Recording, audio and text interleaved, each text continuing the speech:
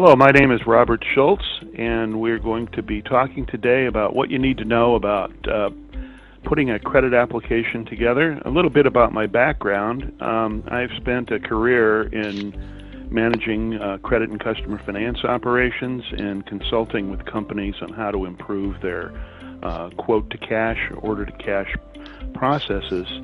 And I've encountered a lot of companies that have the need for improving how they initiate the credit review process through their credit application. So what we're going to do today is we're going to really dive in, and we're going to talk about how you can construct a credit application that is effective and meets your company's needs.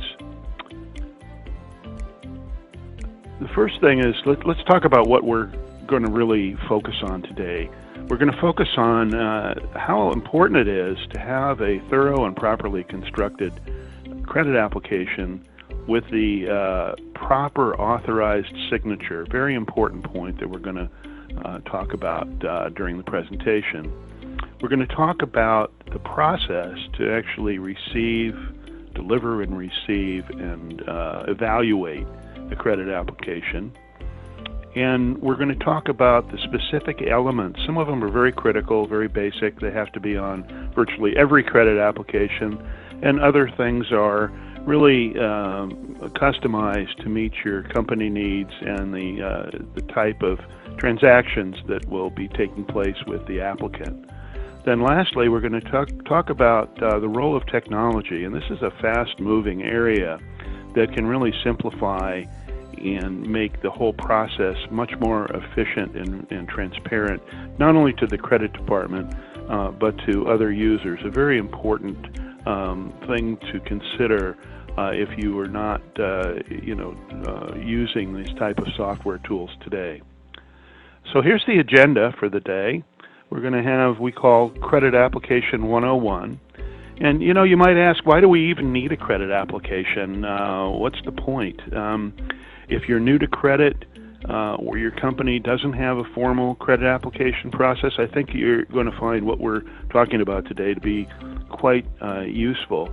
So we're going to be going over the importance of really getting an application when you're doing business with another company, or there are alternatives that we're going to discuss as well. The key thing is to have the essential information you need to evaluate an applicant and retain that information for future use, which we're going to also be talking about.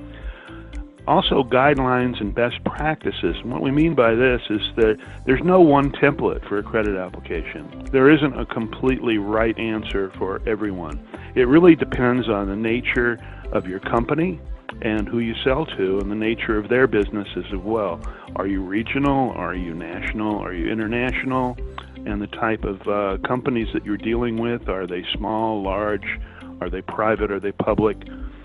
So, you think about if you're a company that, you sell construction materials over the counter, you're going to have different requirements than if you're a major manufacturer that is selling valuable equipment to other commercial companies. So we're going to talk about the differences there and how you can really apply the credit application to your own business. And then lastly, we're going to talk about the role of technology. And this is aimed at those of you who aren't currently using these kinds of tools, and we're going to talk about how they can be leveraged to really streamline your process.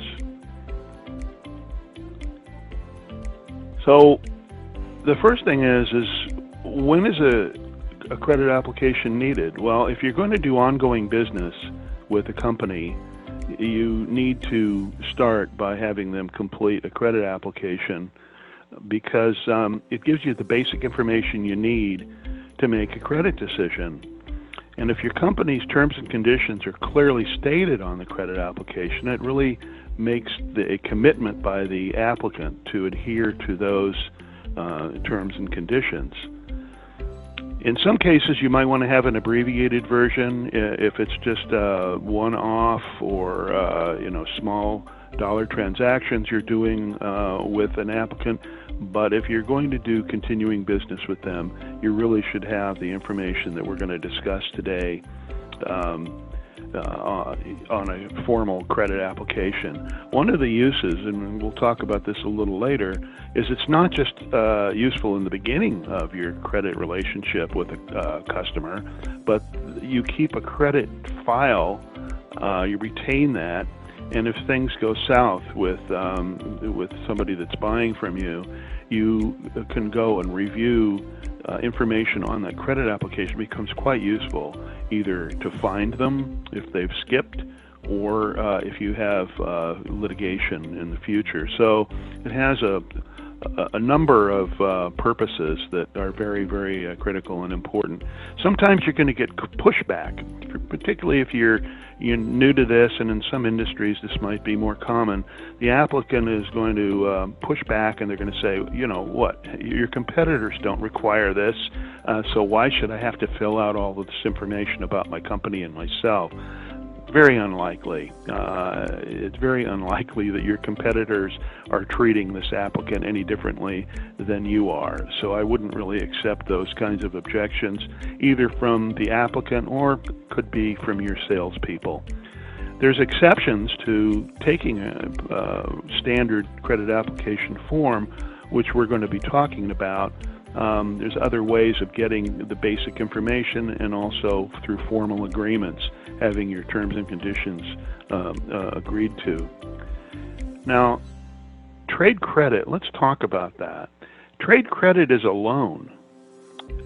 You're providing something of value, either a product or service, to someone, and they're going to pay you at a future date. It's a loan.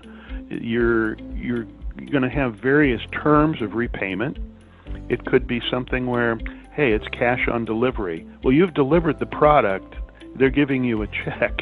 That's a loan. You still don't have good funds in the bank, even if it's a credit card or a check.